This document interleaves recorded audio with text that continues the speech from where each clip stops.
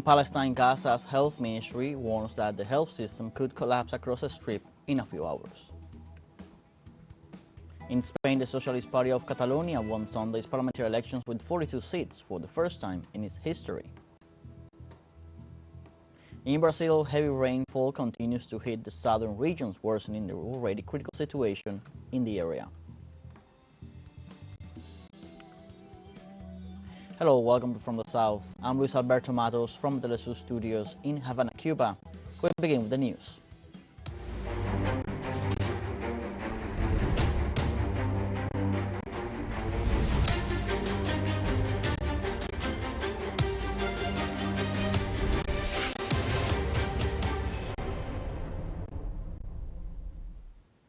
In Palestine, Israeli forces order medical staff at Rafah's Kuwaiti hospital to evacuate as Gaza's health ministry warns that the health system could collapse across the strip in a few hours.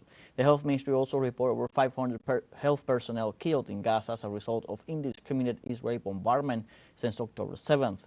Therefore, health authorities reiterated their call to the international community to implement the necessary measures to protect the medical personnel and health institutions in Gaza.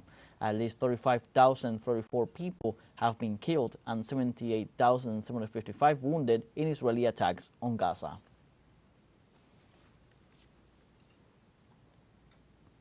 The Hamas-Palestinian resistance confirmed that its forces are preventing the advancement of the Israeli army. According to leaders of the Hamas Al-Qassam brigades, the resistance caused heavy losses to the Tel Aviv forces in the town of Jabalia and all areas north of Gaza. The resistance confirmed attacks against a concentration of Israeli soldiers attempting to raid the Al-Zaytun neighborhood. On their part, the Mujahideen brigades destroyed an Israeli tank with an anti-armor device in the vicinity of the Al-Zaytun medical center, and on Sunday, Israeli media confirmed the death of several soldiers following defeated invasion attempts the day before. Meanwhile, Al-Qassam troops bombarded with grenades several groups of Israeli soldiers who were invading the eastern part of the city of Rafah, and Hamas fired missiles to an Israeli army transport in the vicinity of the border crossing with Egypt as it tried to enter the area. While defending the entrances to the city of Rafah, the resistance is trying to avoid fighting in areas where there may be civilians.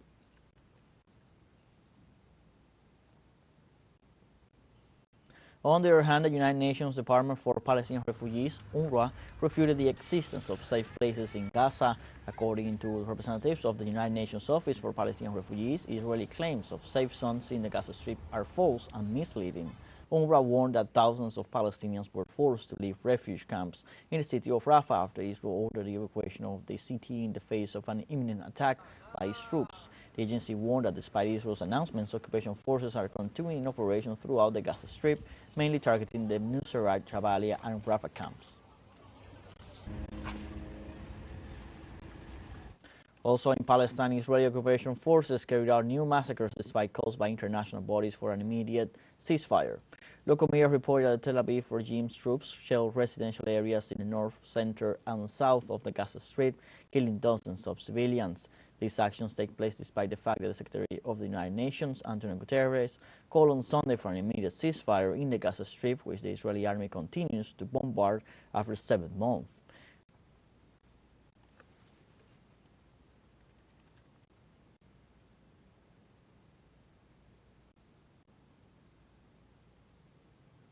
Meanwhile, the United Nations Relief and Works Agency for Palestine Refugees in the Middle East reported that at least 300,000 refugees are fleeing the city of Rafah after the start of the Israeli occupation army's ground invasion.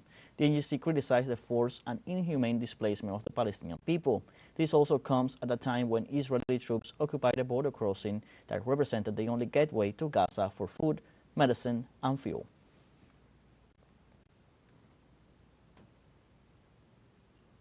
The Palestinian authorities also denounced the killing of more than 140 journalists and media workers in the framework of the Israeli offensive against the Gaza Strip. The Government Information Office in Gaza explained that the latest victim was a photojournalist who lost his life this Saturday along with his wife and child in a bombardment of his home in the Jabalia refugee camp. According to reports, Israeli forces have targeted dozens of the headquarters of the professional institutions, including the offices of Al Jazeera, Palestine TV, the Ma'an news agency, as well as the newspapers Al-Quds and Al-Ayam. The actions against the union have resulted in the murder of 143 Palestinian journalists since October 7, 2023. The Union of Palestinian Journalists criticized the silence of the International Criminal Court in the face of the Israeli aggressions. And on Sunday, thousands of citizens demonstrated in Tel Aviv against Prime Minister Benjamin Netanyahu, demanding the government to reach a new agreement with the Palestinians. Demonstrators gathered near the headquarters of Israel's security ministry. They blamed the Prime Minister for the delay in the hostage exchange operation, which would mean the start of a ceasefire in Gaza. According to local media, similar demonstrations took place at another 60 locations across Israel. Demonstrators demanded the resignation of the Prime Minister and the dissolution of his cabinet.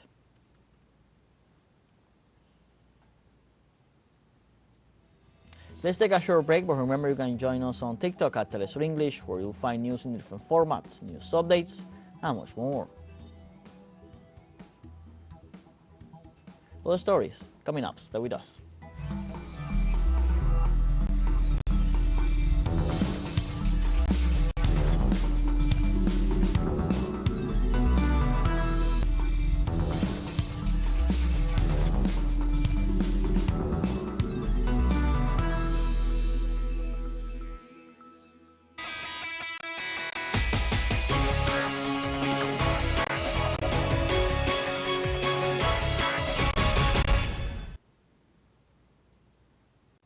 Welcome back.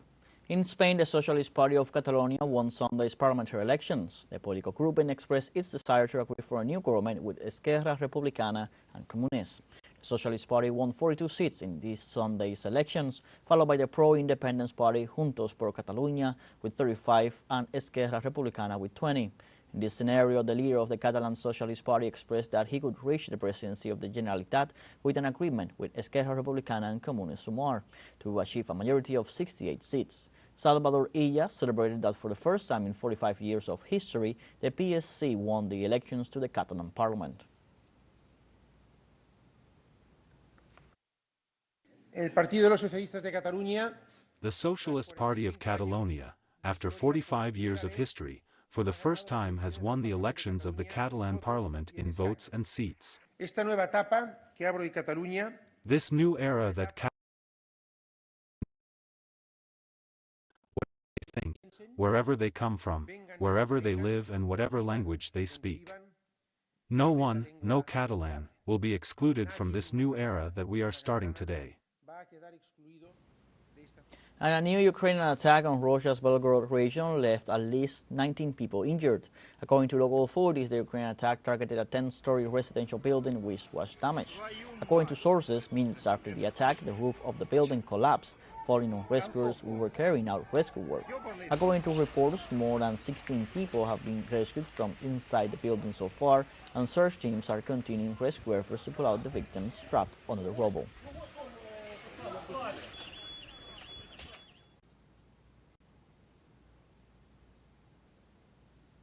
Meanwhile, in Sri Lanka, where 110,000 people have been arrested in an anti-drug operation launched last December. According to police spokesman Nihal Thalduwa, a total of 111,074 people have been arrested, of whom 4,472 are still in police custody. So far, the authorities have seized 41 kilos of heroin, 300,000 pills of synthetic drugs, plus illegal assets worth $4,315,000. Public Security Minister Triran Ayes said these raids will curtail the activity of criminal groups settled in the poorest neighborhoods.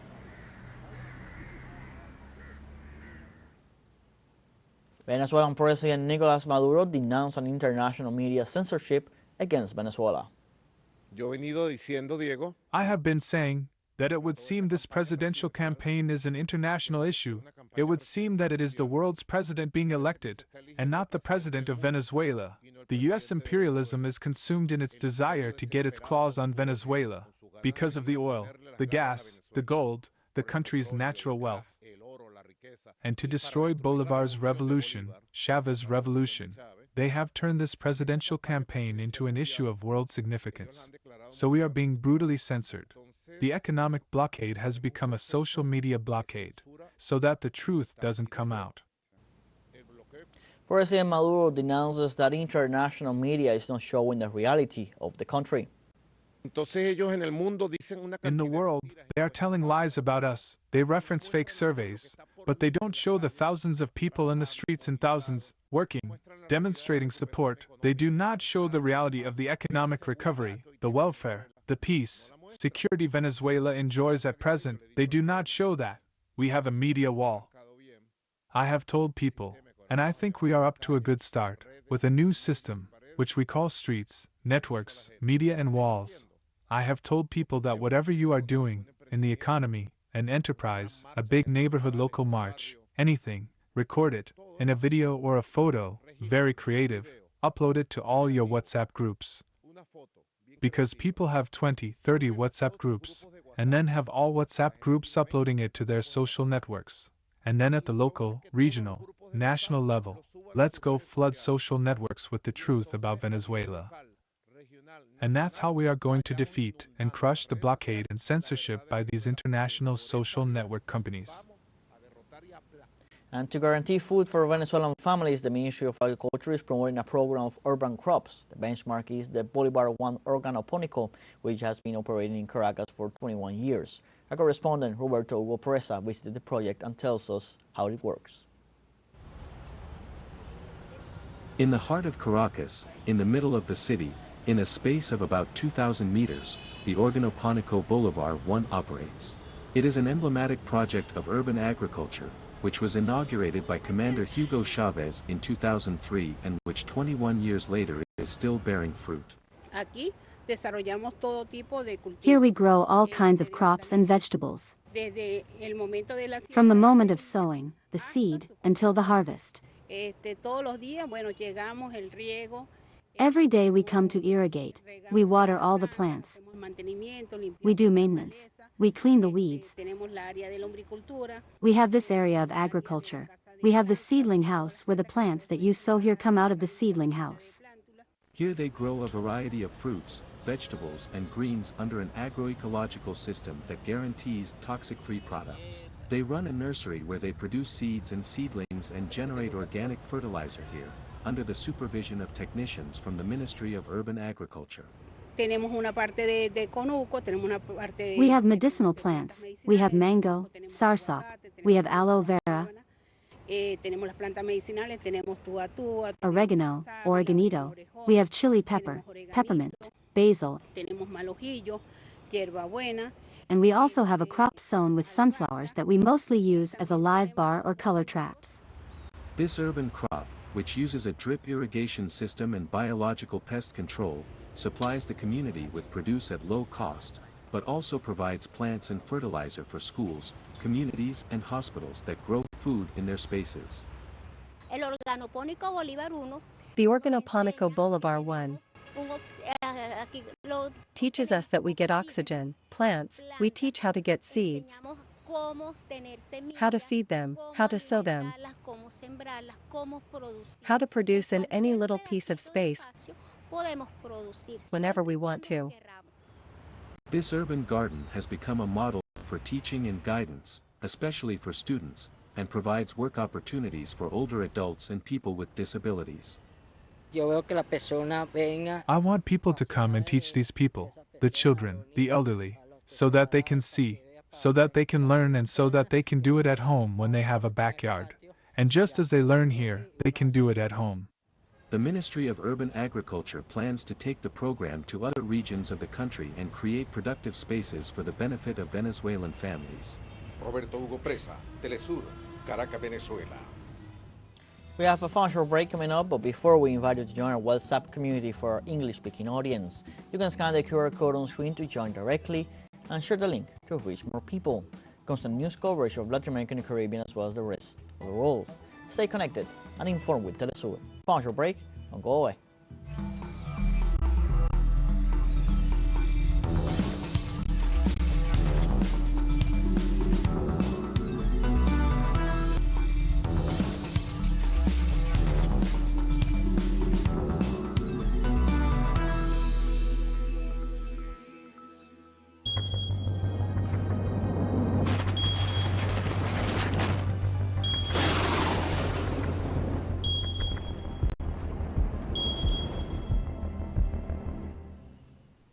Welcome back. Rainfall continues to hit southern Brazil as all rivers are increasing their flows, worsening the already critical situation in the area. In addition to heavy rains, a wave of intense cold is expected in the next few days, which would further affect the flooded regions of Rio Grande do Sul. According to the meteorological report, the volume of rainfall is already close to 300 millimeters in the fields of Cima de Serra. These historic floods have already left more than 145 dead. According to the latest civil defense report, more than 619,000 people had to leave their homes, many of which have been completely destroyed.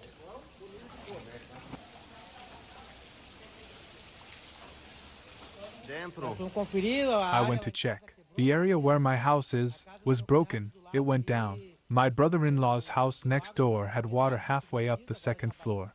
Now it's gone down a bit, and you can get to the second floor. But it's a mess, lots of dead animals. Very, very sad. As it is, this will continue until next Friday, then another week of lowering, cleaning and another week away from home. So we, the residents of the Santos Dumont neighborhood, Chácara dos Leos, will spend 30 days away from home. In Brazil, authorities issue a high hydrological and geological risk alert in Rio Grande do Sul for this Sunday, May 12th. Heavy rains could trigger landslides and floods that could occur throughout the Brazilian state.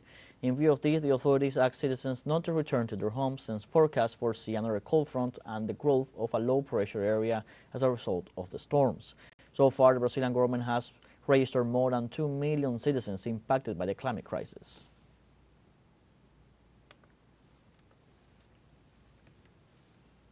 We stay in Brazil. Authorities reported a tornado Saturday in the rural area of the Gentil municipality north of the state of Rio Grande do Sul.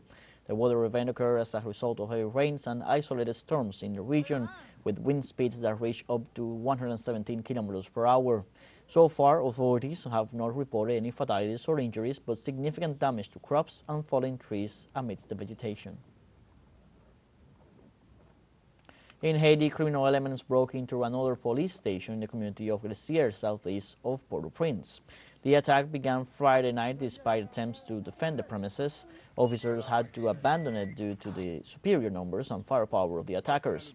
In this sense, law enforcement agencies in Haiti called on the national government to address the insecurity crisis by providing law enforcement officers with the proper equipment. Haiti has been plunged into a political crisis since 2019, later heightened in 2021 with the assassination of former President Jovenel Moïse.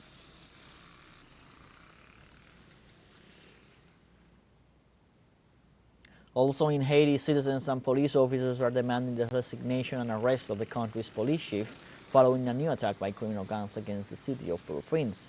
On Saturday morning, armed groups took control of yet another police station in the coastal community of Glacier, injuring civilians, burning vehicles, and breaking into homes. The police union urged the newly installed Residential Transitional Council to demand the resignation of the police chief and to order the prosecutor's office to launch an investigation into the violence sweeping the country.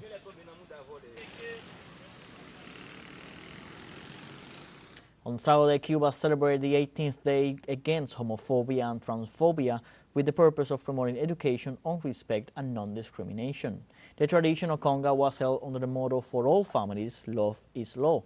On this occasion, it is dedicated to the resistance of the Palestinian people and a call to revolutionary LGBTIQ+ militancy in Cuba.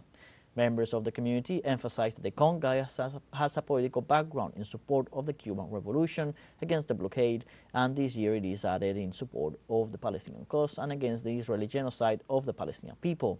The event will last until Saturday, May 18th.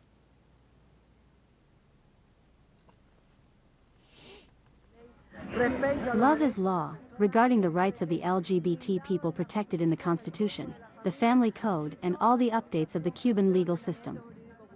The Cuban people know that this is not only solved by law, the guarantee and the effective exercise of rights is also solved with education, with communication in this process of cultural transformations essential for the socialist transition.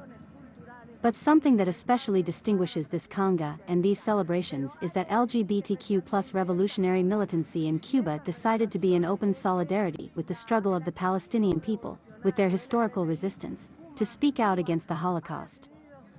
Against the genocide perpetrated by imperialism through the Zionist regimes established in Israel and in the United States itself. In Panama, the Hindu Ratha Yatra celebration was held in commemoration of the Jagannatha god, whose name means Lord of the Universe. The Indian festival featured traditional Indian dance and music shows officiated by national and international groups. The festival included theater plays, talks, and other cultural activities. People attending festival activities are treated with typical Indian cuisine. The Ratha Yatra festivities celebrates the return of the Krishna god to Vrindavan, his childhood village.